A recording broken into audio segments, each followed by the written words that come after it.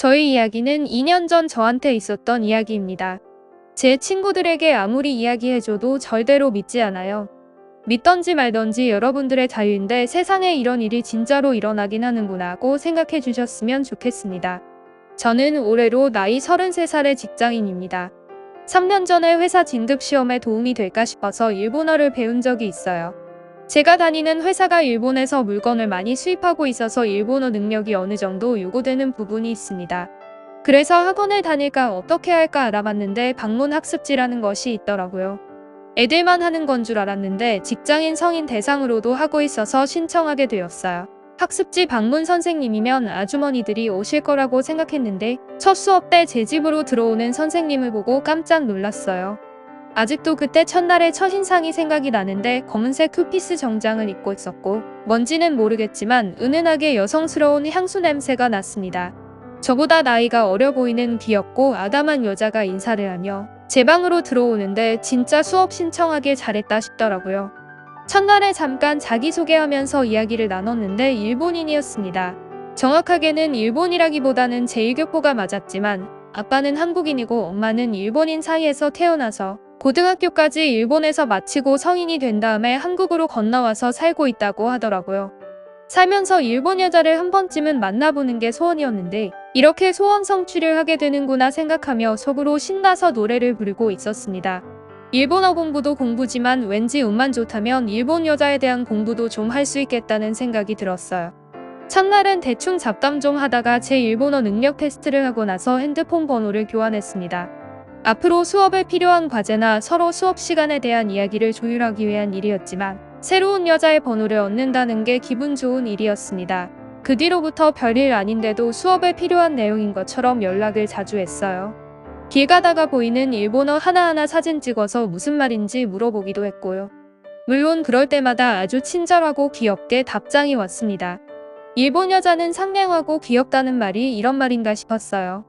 2주 정도 수업을 받고 난 다음에는 선생님이라는 호칭도 생략하고 서로 이름을 부르기로 했습니다. 처음엔 어색해하기도 했는데 제가 그렇게 하는 것이 서로 불편하지도 않고 편안한 분위기에서 수업 받을 수 있을 것 같다고 우겨서 그러기로 했어요. 지금 생각해보면 참 순진한 사람이었던 것 같습니다. 항상 우리 집을 맨 마지막으로 왔기 때문에 다음 스케줄이 없어서 시간상으로 여유가 있었어요. 남자 혼자 사는 자취방이었지만 그녀가 오는 날은 전날부터 청소도 해놓고 퇴근길에 맛있는 케이크나 과자를 사서 기다리기도 했습니다.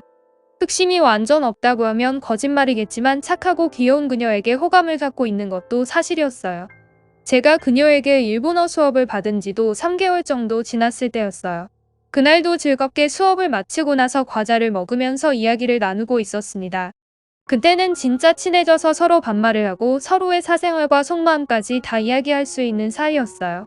그래서 제가 먼저 그녀에게 수업 다 끝났으니까 맥주 한 잔 정도 하는 것도 괜찮지 않겠냐면서 냉장고에서 맥주 2캔을 꺼내 가져왔어요.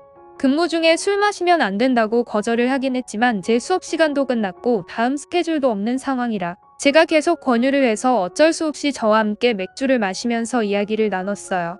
그녀는 일본에서 온 지 꽤 지났지만 서울에 친한 사람이 많이 없다고 하더라고요.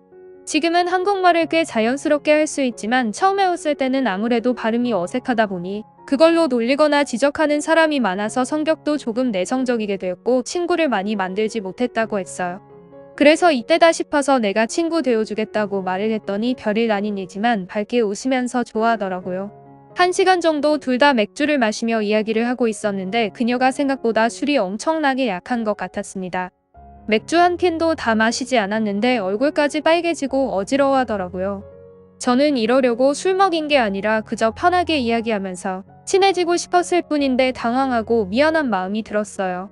집에 갈 수 있겠냐고 물었더니 갈 수 있다면서 자리에서 일어났는데 순간 비틀거리고 쓰러질 것 같았습니다. 이대로 집에 보냈다가는 큰일 날 수도 있겠다 싶어서 제 집에서 좀 쉬다가 술 좀 깨고 나면 가라고 말했더니 저한테 미안하고 민폐 끼치는 것 같아서 그냥 간다고 고집을 부리더라고요. 절대 지금 그냥 나가면 지하철역까지 걸어가지도 못하니까 제발 좀 누워서 술 좀 깨고 가라고 해서 간신히 집에 붙들어놨습니다. 그녀를 제 침대에 눕혀놓고 저는 컴퓨터 책상에 앉아 있었어요.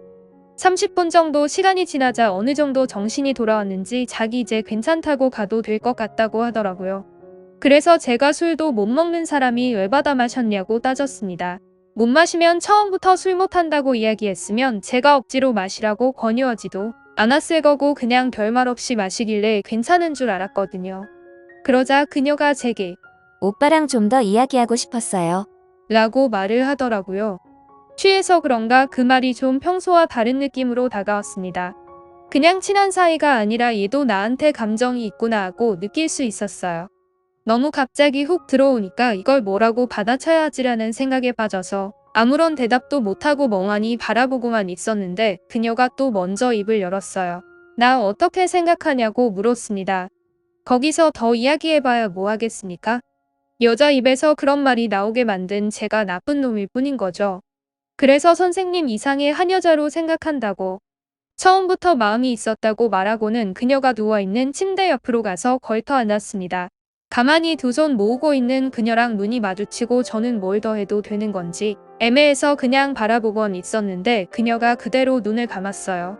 저는 천천히 다가가서 입술을 마주댔고 술김이었지만 찌릿한 전기가 오르는 듯한 감각을 받았습니다. 그렇게 저는 처음으로 일본 여자랑 정식으로 사귀게 되었고 그녀는 수업이 있는 날이건 없는 날이건 매일같이 저녁에 제 방으로 찾아와서 일본어도 알려주고 그 밖에 다른 것에 대해서도 많이 알려줬습니다. 어릴 때부터 이런저런 동영상으로만 일본 여자에 대해서 공부했었는데 실제로 만나보니 동영상보다 100배는 더 좋았습니다. 1년 가까이 만나다가 연락이 점점 뜸해지더니 먼저 헤어지자고 하더라고요. 다른 남자가 생긴 건지 어떤 건지는 몰라도 물어보지는 않았습니다. 만날 때는 참 좋았는데 뭔가 미묘하게 코드가 잘 안 맞는 게 있어서 연애는 좋아도 결혼은 쉽지 않겠다는 생각을 하던 참이었거든요. 지금은 저도 결혼을 전제로 만나고 있는 여자친구도 있습니다.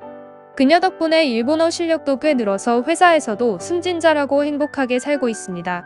어디선가 그녀도 행복하게 살았으면 좋겠네요. 일본 동영상을 가끔 볼 때마다 그녀가 생각이 납니다.